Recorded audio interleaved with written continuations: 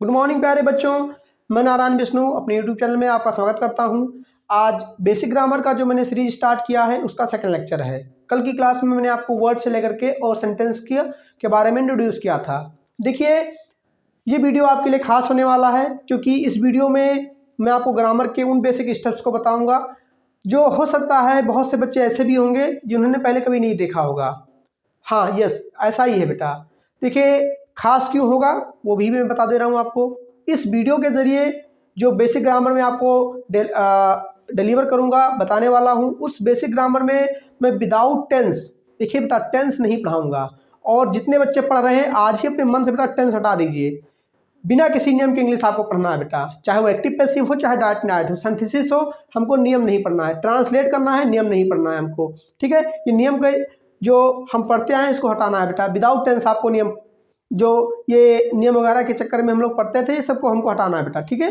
आइए, तो विदाउट नियम के हमको इंग्लिश पढ़ना है क्योंकि बहुत सारी जो प्रॉब्लम्स होती हैं, पता चलता है कि नियम पढ़ते पढ़ते ना नियम याद होता है ना ट्रांसलेशन हम कर पाते हैं, ठीक है।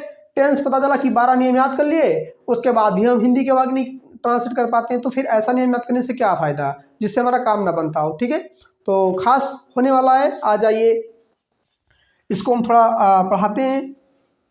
बेसिक स्टेप में देखिए, पहले तो हमको बेसिक ग्रामर में ये सीखना है, ठीक है। ये है आपका बेसिक ग्रामर। बेसिक ग्रामर में क्या सीखना है तो मैं यहाँ इसको लिख देता हूँ और आप लोग इसको लिखते रहिएगा। हाँ, यस, देखिए, बेसिक ग्रामर में यही वो 5 स्टेप हैं। अगर हम इसको कवर कर लेते हैं, अच्छे से पढ़ लेते हैं, तो इंटरमीडिएट तक का हमारा पूरा सिलेबस कवर हो जाता है ग्रामर का, ठीक है। ये बेसिक ग्रामर होते हैं और इसी ग्रामर में बहुत से बच्चे जो नवोदय की तैयारी करते हैं, ठीक है, सीएचएस की तैयारी करते हैं, सैनिक की तैयारी करते हैं, ये सब बेसिक ग्रामर में हमारा कवर होता है, ठीक है। लेकिन हाँ, अब उसमें जो प्रैक्टिस सेट होता है वो अलग से आपको लेना पड़ेगा, फिर आपको इसको सीखना है। बेसिक ग्रामर में मैं केवल आपको इंट्रोड्यूस कराते चलूँगा और जो आपकी वीकनेस है, जैसे पहले हमारे अंदर वीकनेस को दूर करना होता है बेटा, वीकनेस दूर हो जाएगा फिर हम उसको सीख जाएंगे ऑटोमेटिक, ठीक है। चलिए, एट्रीब्यूटिव ग्रामर होता क्या बेटा, तो ये मैंने आपको बताया था, पहले ही बताया था कि सब कुछ नया होगा, तो ये भी नया है हमारे लिए, ठीक है। इसमें टेंस कहीं नहीं लिखा हुआ है और मैं फिर बता दे रहा हूँ बेटा, टेंस नहीं पढ़ाऊँगा आपको, टेंस पढ़ने की जरूरत नहीं है बेटा। विदाउट टेंस आप पढ़िए टेंस क्या होता है, ठीक है। ये जब आपको मैं वर्ब पढ़ाऊंगा तो ऑटोमेटिक आपको मालूम हो जाएगा कि जिसे हम टेंस कहते हैं उसका रियल नाम क्या है, ठीक है। तो एट्रीब्यूटिव ग्रामर में क्या पढ़ना है बेटा, एट्रीब्यूटिव ग्रामर में हमको पढ़ना है कि हिंदी के वाक्यों को इंग्लिश में कैसे ट्रांसलेट करते हैं, इंग्लिश को हम कैसे इम्प्रूव करते हैं, और इंग्लिश जो अंग्रेजी के सेंटेंसेस होते हैं उनमें गलतियाँ क्या क्या होती हैं, उनको कैसे लिखना होता है, ये पैटर्न हमको सिखाता है। इंग्लिश बोली कैसे जाती है ये हमको सिखाना है। ये अंग्रेजी में बेटा पार्ट्स ऑफ स्पीच होते हैं, पार्ट्स ऑफ स्पीच की हिंदी होती है, बोलने के हिस्से होते हैं, अंग्रेजों ने बेटा बोलने के हिस्से बनाए हैं, तो बोलने के हिस्से हमको सीखना है। ये एट्रीब्यूटिव ग्रामर है। एट्रीब्यूटिव ग्रामर में हमको पढ़ना है कि अंग्रेजी बोलना, अंग्रेजी लिखना और समझना। उसके बाद अब प्रश्न है ये सर प्रेडिकेशन क्या है, प्रेडिकेटिव ग्रामर, तो नाम तो आपने सुना होगा बेटा, बहुत सारे बच्चे जो नियम पढ़ते हैं ना उनने प्रेडिकेट पढ़ा होगा, सब्जेक्ट पढ़ा होगा, प्रेडिकेट पढ़ा होगा। देखिए, प्रेडिकेट जो आपने पढ़ा वो रटने वाला था, वास्तव में जिस प्रेडिकेट को आपने ग्रामर में पढ़ा है बेटा वही प्रेडिकेट है यहाँ पर, ये बस इसका नाम थोड़ा बदला हुआ है, प्रेडिकेटिव लिखा हुआ है, प्रेडिकेशन इसी से अब बना हुआ है। अब प्रश्न है सर जी, हमने तो रट के पढ़ा है, ये प्रेडिकेटिव क्या है। देखिए बेटा, जो प्रेडिकेट आपकी किताब में लिखा हुआ है ना वो प्रैक्टिकली है, वो इम्प्रूवमेंट के लिए आपको पढ़ाया जाता है। बस तरीका क्या है कि आपने पढ़ाई इसको गलत तरीके से है।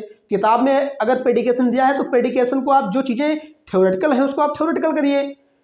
जैसे केमिस्ट्री में बहुत सारी चीज़ें होती हैं प्रैक्टिकली होती हैं, बहुत सारी चीज़ें थ्योरेटिकली होती हैं, पहले थ्योरी आप समझिए फिर प्रैक्टिकल करिए। तो ऐसे प्रैक्टिकल करने का यहाँ मतलब क्या होता है, यहाँ कोई लैब तो है नहीं, प्रैक्टिकल करने का मतलब क्या होता है, सेंटेंस को अच्छे से इंप्रूव करना, वही हमारा प्रैक्टिकल होता है, ठीक है। हमने कोई सेंटेंस बनाया तो सेंटेंस में कोई गलतियां हो उसको हम जान जाएं, वही हमारा प्रेडिकेट होता है।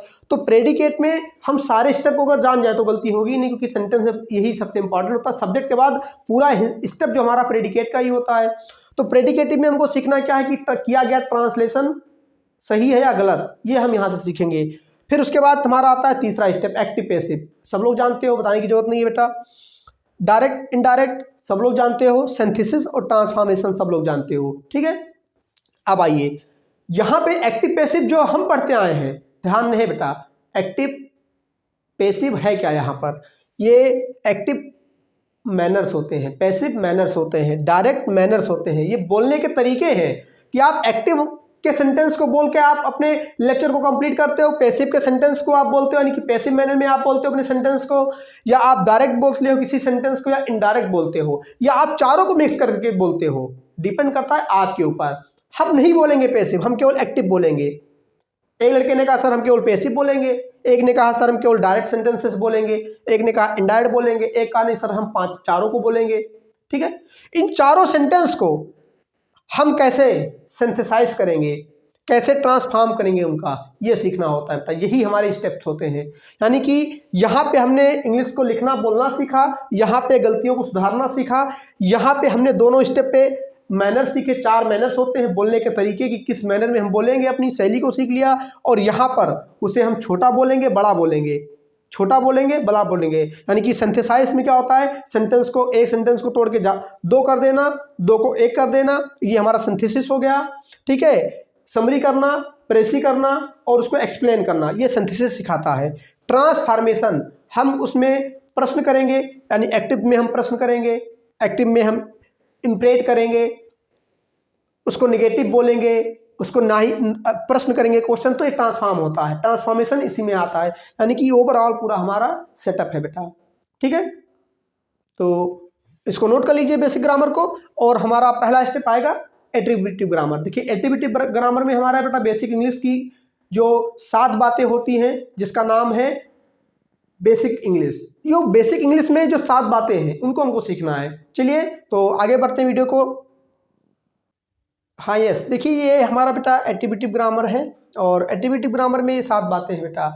देखिए कुछ चीज़ें हमने अपडेट कर रखी हैं, जो हमारे पुराने बच्चे हैं वो खासतौर पे ध्यान रखें बेटा। जीरंट के जो मैंने पढ़ाया था आपको, क्लास वगैरह लिखा था, यहाँ कुछ बदला हुआ है। देखिए नई अंग्रेजी है। हमने आपको बता रहा हूँ ना कि डेली बेस पे आपको अपडेट होना है। जैसे मोबाइल अपडेट होती है तो हमको भी अपडेट होना है। कल क्या था वो नहीं देखना है, आज क्या है ये देखना जरूरी है। ठीक है, तो आइए वर्ड क्या होता है, कॉम्प्लीमेंट की हमारी बेटा अंग्रेजी की 7 बातें होती हैं। और इन्हीं 7 बातें से लेकर के हम हिंदी के उन प्रत्येक वाक्यों को बनाना सीख जाएंगे। देखिए सबसे इंपॉर्टेंट है बेटा, अगर हम हिंदी के प्रत्येक वाक्य बनाना चाहते हैं तो इन 7 बातों की हमारे पास अच्छा कमांड होना चाहिए। अगर हमारे पास अच्छा कमांड नहीं है, नहीं बना सकते हो, गारंटी देता हूँ बेटा। कितने भी आप टेंस के नियम याद कर डालो, कितना भी आप कुछ याद कर डालो, नहीं कर पाओगे आप, असंभव है ये।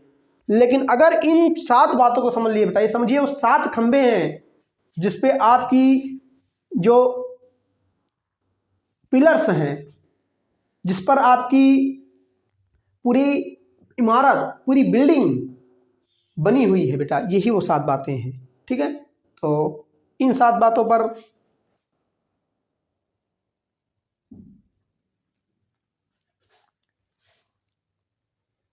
चलिए अगला हमारा है बेटा एट्रीब्यूटिव ग्रामर। देखिए एट्रीब्यूटिव ग्रामर में ये 7 बातें हैं जो कि हमको पढ़ना है।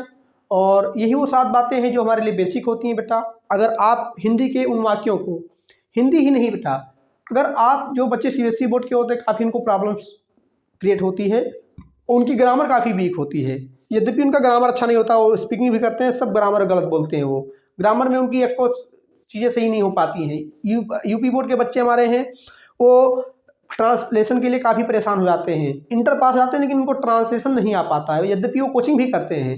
ठीक है, यहाँ पे आपको मैं फ्री में सिखा दूंगा कि कैसे इन वाक्यों को जो हमारे अंग्रेजी में हिंदी में आते हैं उनको इंग्लिश में कन्वर्ट करना है। सिंपल सा आप सीख जाएंगे। करना क्या है कि इन 7 बातों की अच्छी कमांड कर लेना। 7 बातें कौन कौन सी हैं, 1 बाय 1 मैं आपको बोल दे रहा हूँ बेटा। पहला है वर्ड, दूसरा है complement, gerund phrase, infinitive phrase, of phrase, and phrase और कॉम्प्लीमेंट्री ऑब्जेक्ट। स्पेलिंग देख लीजिए बेटा, जिसकी स्पेलिंग आपको अगर डाउट है तो आप बता सकते हैं, नंबर लिख करके भेज देंगे, सर ये 4था नंबर वाला अंग्रेजी हमको नहीं समझ में आया है। मैं स्पेलिंग वहाँ पे डिस्क्रिप्शन में आपको लिख के भेज दूंगा। ठीक है, ये कौन कौन सी हमारी बातें होती हैं, 7 बातें आप इसको नोट कर लीजिए। 1 बाय 1 आपको पढ़ाते चलेंगे। ठीक है, तो ये हमारी है। अगला जो वीडियो आएगा वो हमारा वर्ड से लेकर के हम शुरुआत करेंगे। ठीक है, तो कैसी लगी हमारी वीडियो कमेंट में ज़रूर अपना जो व्यू है उसको लिखिएगा। और साथ में सब्सक्राइब करते रहिए, और सब्सक्राइब के साथ साथ में अपने इस वीडियो को लाइक भी करें, ताकि हमको प्रोत्साहन मिलता रहे और हम आपके लिए अच्छी वीडियो लाते रहें। ठीक है।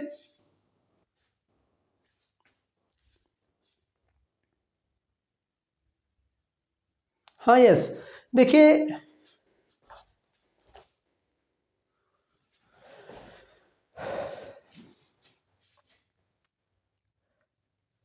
तो हाँ इस प्यारे बच्चों, देखिए ये हमारा है एट्रिब्यूटिव ग्रामर, जो मैंने आपको पांचों स्टेप बताए थे, आज मैं 1 बाय 1 बता रहा हूँ। ये एट्रिब्यूटिव ग्रामर में हमको पढ़ना क्या बेटा, ये टी है, ध्यान रखिएगा, ये एट्री है, ATTRIBUTIVE, जिसकी स्पेलिंग आपको नहीं समझ में आ रही, हो सकता है मैं कर्सिव लिख रहा हूँ, कोई बच्चा हमारा यूपी बोर्ड का जो नहीं समझ पा रहा है, तो आप जिसकी स्पेलिंग नहीं समझ पा रहे हो बेटा, आप कमेंट बॉक्स में लिख दीजिएगा कि सर ये आपने पढ़ा था और इसकी स्पेलिंग क्या है उसमें दिखाई नहीं दे रही है, हो सकता है कि क्लियर आपको ना दिखाई दे। ठीक है, तो उसको मैं आपको कमेंट में कर दूंगा। यही वो 7 बातें हैं, इसको आप नोट कर लीजिए 1 बाय 1। आपको वर्ड है, कॉम्प्लीमेंट है, gerund phrase, infinitive phrase, of phrase, and phrase, complementary object, यही वो 7 बातें हैं जो हमारे लिए काफ़ी इंपॉर्टेंट रखती हैं, चाहे वो जिस भी बोर्ड के स्टूडेंट्स हों।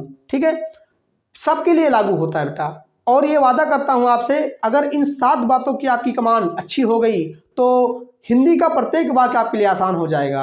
आप हिंदी के प्रत्येक वाक्यों को इंग्लिश में कन्वर्ट कर लेंगे, एस्से हो गया, लेटर्स हमारे हो गए, लॉन्ग क्वेश्चन आंसर हमारा हो गया, इस सारी प्रॉब्लम बेटा इसी से दूर हो जाएगा। दूसरा जो सबसे इंपॉर्टेंट है, सारे बच्चों को मैं एक चीज़ और बताने जा रहा हूं, जो सबसे हमारे लिए भयावह होता है इंग्लिश में, अनसीन पेसेज, बच्चे नहीं जान पाते हैं, क्योंकि अनसीन पेसेज किसी स्कूल कॉलेज में ट्यूशन में नहीं पढ़ाया जाता है, वो अनसीन होता है इसलिए पढ़ाते भी नहीं है, वो सीन नहीं करवाते हैं। अनसीन पेसेज सॉल्व कैसे किया जाता है ये सब आपको सिखा देंगे हम, बस इन सभी को सीखना है। प्रॉब्लम में आपने जो हमारी प्रॉब्लम थी बेटा स्टूडेंट लाइफ में, वही शायद आपकी भी होगी। ठीक है, इस सब प्रॉब्लम आपका दूर होगा। हमारे उत्साह को बढ़ाते रहिए, वीडियो को लाइक करते रहें, सब्सक्राइब करते रहें, और पूरे विश्वास के साथ मैं आपको ये आश्वासन देता हूं बेटा कि अंग्रेजी आपकी अब वीक नहीं रहने वाली है। बस इस वीडियो को आप देखते रहें और हमारे उत्साह को बढ़ाते रहें।